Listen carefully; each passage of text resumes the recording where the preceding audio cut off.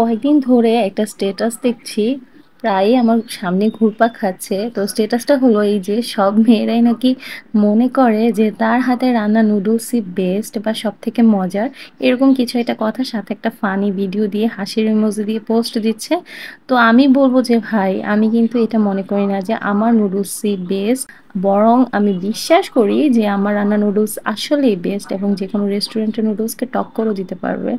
বিশ্বাস না হলে পুরো ভিডিওটা দেখে তারপর কমেন্ট করে যাবেন। তো দেখে নেওয়া যাক আমার রান্না নুডলসটা কেমন হয়। তো বেশ কিছুদিন আমার হাসব্যান্ড অনেক ব্যস্ত থাকার কারণে বাজার করার টাইম পাচ্ছিল না। আমার বাসায় তেমন কোনো সবজিই ছিল না। আমি জাস্ট বাসায় যা ছিল তাই দিয়ে নুডলসটা রান্না করতে চলে গেলাম। আর সবজি না থাকার কারণে আজকে আমি আলু দিয়ে নুডলসটা রান্না করব। এখানে সবকিছু নিয়ে নিছি যা, যা আমি রান্নায় ব্যবহার করব। আমি সবসময় যেভাবে নুডলসটা রান্না করি সেটাই কিন্তু আপনাদের সাথে আজকে শেয়ার করছি। তবে ভাগ্যিস আজকে আমার বাসায় কাঁচামরিচ ছিল, কারণ আজকের বাজারে ঘরে কাঁচামরিচ থাকাটাও কিন্তু অনেক বড় ব্যাপার। তো এই যে আলুটা আমি স্কোয়ার করে কিউব কিউব করে ছোট ছোট কিউব করে কেটে নিয়েছি এভাবে।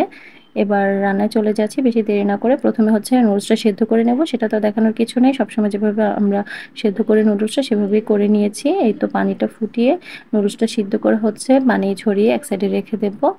এবার নুডলস রান্না চলে যাচ্ছি। প্রথমে একটা বড় প্যানের মধ্যে তেল দিয়ে নিলাম আর ফার্স্টে দিয়ে দিচ্ছি আলুগুলা, কারণ আলুগুলা আমি আলাদা করে সিদ্ধ করিনি। তো আলাদা করে সিদ্ধ করলে আমার কাছে ভালো লাগে না, সেজন্য আমি একটু ফ্রাই করে নিই আগে ভালো করে। এখানে কিন্তু কুক হয়ে যায় খুব ভালো করে। তো আমি একটু সামান্য পরিমাণ মরিচের গুঁড়া আর সামান্য একটু লবণ দিয়েছি আলুটা একটু সিদ্ধ হয়ে যাওয়ার জন্য। এবার কিছুক্ষণ সময় নিয়ে আলুটাকে একদম ব্রাউন করে ভেজে নিয়েছি। চেষ্টা করবেন এখানে যেন একদম 100% আলুটা সিদ্ধ হয়ে যায়, নয়তো কিন্তু খেতে ভালো লাগবে না। সবজি না থাকার কারণে আলুটা দেওয়া, নয়তো আমি আলু কখনোই দিই না নুডলসে। তো আলুটাকে ভেজে একটা সাইডে রেখে দিলাম। তারপর দিয়ে দিচ্ছি 2টা ডিম। ডিমটা একটু ভাজা ভাজা হয়ে যাওয়ার পর এটাকে আমি ঝুড়ি ঝুড়ি করে ভেঙে নিচ্ছি।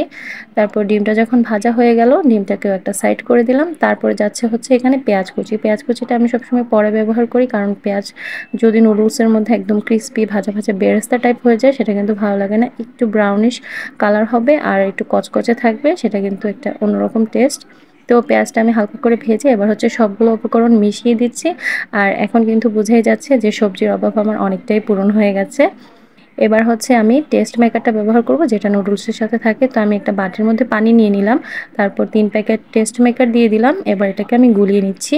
আর এইভাবে টেস্ট মেকারটা ব্যবহার করলে নুডলসটা কিন্তু স্টিকি হয় না, বেশি ড্রাই হয় না, একটু ভেজা ভেজা থাকে, সেটা আমার বাসায় সবাই পছন্দ করে। তারপর দিয়ে দিলাম সয়া সস। এরপর দিয়ে দিলাম টমেটো কেচাপ। টমেটো কেচাপটা আমার প্রায় শেষের দিকে ছিল তাই কম দিয়েছি, না তো কিন্তু আমি আরেকটু বাড়িয়ে দিতাম। আচ্ছা যাই হোক, এবার সবগুলো উপকরণ একটু মিশিয়ে নেব। আর পানিটা একদম শুকিয়ে যাওয়ার আগে আমি সেদ্ধ করে নুডলসগুলো দিয়ে দিচ্ছি। আর এবার সবগুলো নুডলস দিয়ে একটু নেড়েচেড়ে মিশিয়ে নিতে হবে, কিছুক্ষণ কুক করব। বেশিক্ষণ কিন্তু এখানে আর কুক করা যাবে না, তাহলে কিন্তু নুডলসটা একদম শুকনো শুকনো এবং স্টিকি হয়ে যাবে, সেটা আবার আমার বাসায় কেউ পছন্দ করে না। নুডলস কিন্তু একটু ভেজা ভেজা থাকলে ভালো লাগে। আর সবশেষে দিয়ে দিলাম কাঁচামরিচগুলো। কাঁচামরিচটা সবশেষে দিই আমি সবসময়, কারণ তাহলে কালারটা খুব সুন্দর থাকে আর কচকচেও থাকে, আর দেখতেও কিন্তু অনেকটা কালারফুলি লাগে। সবজি না থাকার কারণেও কিন্তু আমার নুডলসটা আজকে যথেষ্ট কালারফুলি লাগছে কাঁচামরিচটা দেওয়ার পর। এবার নুডলস রান্না হয়ে গেছে, প্লেটিং করে নেব। এবার আমার এই নুডলসটা দেখে কার কার মনে হচ্ছে যে আমি ভুল বলেছিলাম, আমার নুডলসটাই সেরা।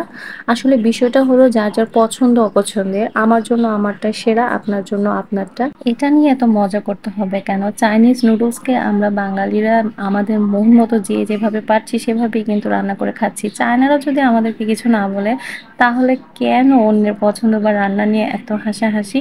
আর কিছু বলছি না, আজকের ব্লগটা এখানেই শেষ করছি। সব মানুষের পছন্দ অপছন্দকে সম্মান করতে শিখুন। আপনার পছন্দ যে সবার পছন্দ হবে তা কিন্তু ভাবা ঠিক না। সবাই ভালো থাকবেন। Take care. আল্লাহ হাফেজ।